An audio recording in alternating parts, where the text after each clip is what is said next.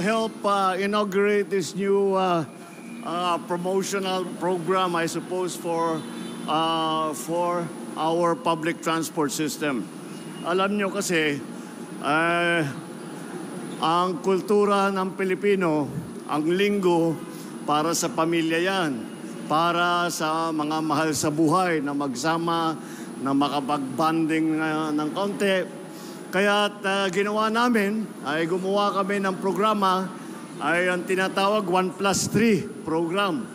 Ibig sabihin, pag linggo, bibili ka ng isang ticket, +3 ang pwede mong isakay. Ibig sabihin, sa isang ticket, 4 ang pwedeng sumakay. Para naman mabigyan natin ng pagkakataon yung ating mga pamilya, mga magkabarkada na magkasama. Pero kami, lumampas kami doon sa 1+3, kaya si Congressman Sandro nagbayad ng sarili ng ticket.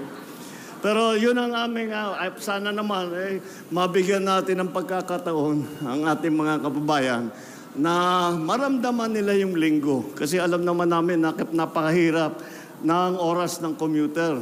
At madalas nating marinig, wala na kaming oras para sa pamilya. Dahil pagdating namin, tulog na lahat. Aalis kami, tulog pa.